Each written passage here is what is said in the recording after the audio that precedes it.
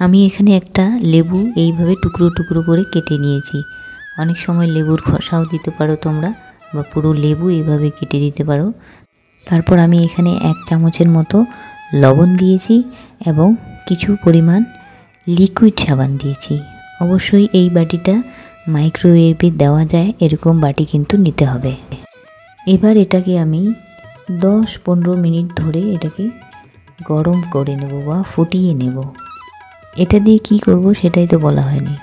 এটা দিয়ে আমরা আজকে যেটা করব সেটা হচ্ছে মাইক্রোওয়েভ পরিষ্কার করব। 10-15 মিনিট গরম করার পর এটা কিন্তু সাথে সাথে হাত দেব না, ধরবো না, এটা ঠান্ডা হতে দেব। যতক্ষণ না ঠান্ডা হচ্ছে ততক্ষণ কিন্তু এটাকে আমরা রেখে দেব। আমি এটাকে ওই 15 মিনিটের মতো রেখেছি। এখন এটা পুরো ঠান্ডা হয়ে গেছে। এটার কি অবস্থা এখন আমরা দেখব।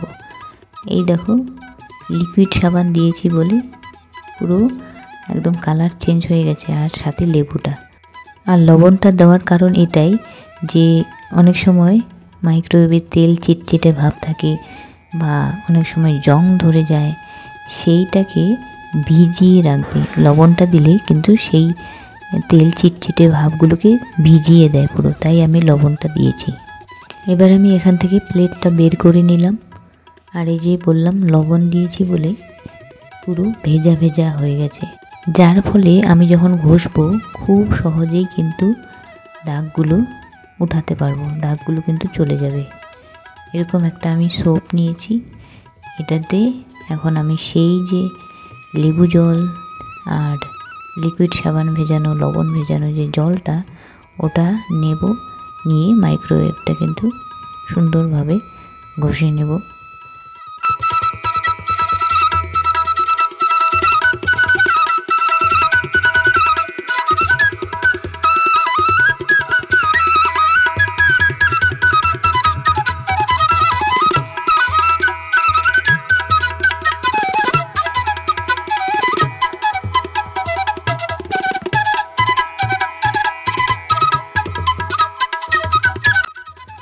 আমি প্রথমবার এইভাবে ঘষে নিচ্ছি। এই প্রথমবারেই কিন্তু অনেকটা চলে যাবে, মানে প্রথমবারেই কিন্তু অনেক পরিষ্কার হয়ে যাবে। প্রথমবারে এটা ঘষার পর একটা শুকনো কাপড়, একদম শুকনো পরিষ্কার কাপড় দিয়ে এটাকে মুছে নেব। মুছে নেওয়ার পর আবার এটাকে কিন্তু সাবান জল দিয়ে আবার কিন্তু মানে ওই সেম সাবান, আবার এটাকে আমি সাবান জল দিয়ে ঘষবো হালকাভাবে। এবার আমি অনেক মানে ভালোভাবে ঘষেছি, কিন্তু দ্বিতীয়বার যখন ঘষবো তখন কিন্তু সেটাকে আমি একটু হালকা করেই ঘষে নেব। নিয়ে একটা ভেজা কাপড় দিয়ে মুছে নেব। ভেজা কাপড় দিয়ে মুছে আবার শুকনো কাপড় দিয়ে মুছে নেব।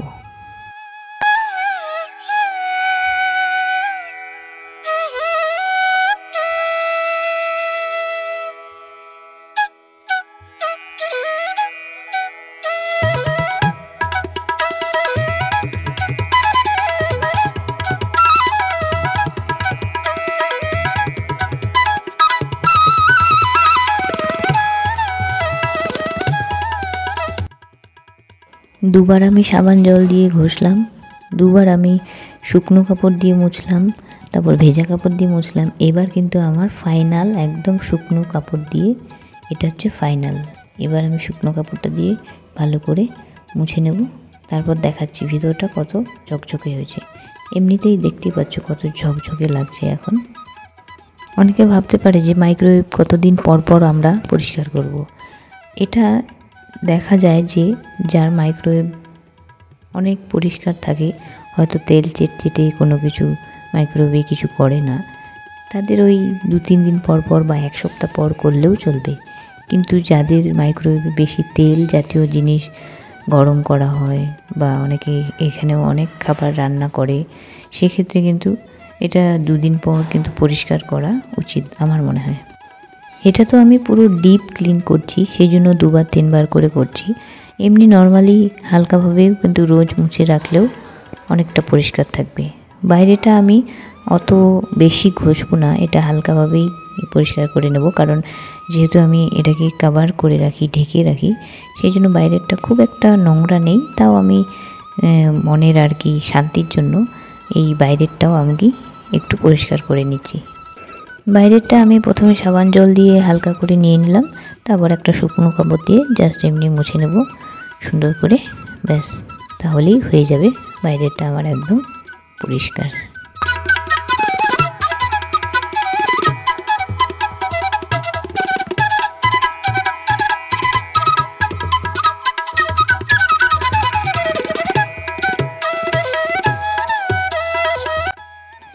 একদম ঝকঝকে হয়ে গেছে, পরিষ্কার চকচক করছে চকচক।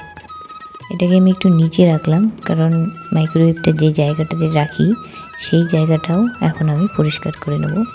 এই যে এই জায়গাটা পুরো পরিষ্কার করে তারপর আবার মাইক্রোওয়েভটা সেই একই জায়গায় রেখে দেবো।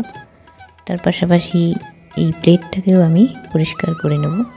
প্লেটটা আর এই রিংটা, এই দুটোই এখন আমি আলাদাভাবে পরিষ্কার করে এটাকে ভালো করে শুকিয়ে তারপর এটাকে মাইক্রোওয়েভে আবার দেব, সেট করব।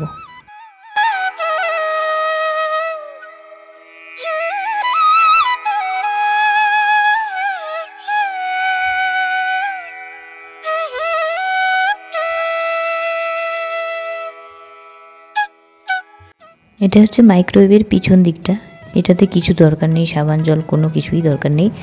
এইটাতে জাস্ট শুকনো একটা কাপড় দিয়ে হালকা করে যা মনে হয় ধুলো বালি বা কিছু আছে সেটাকে জাস্ট শুকনো কাপড় দিয়ে এভাবে হালকা করে মুছে নিলেই একদম পরিষ্কার।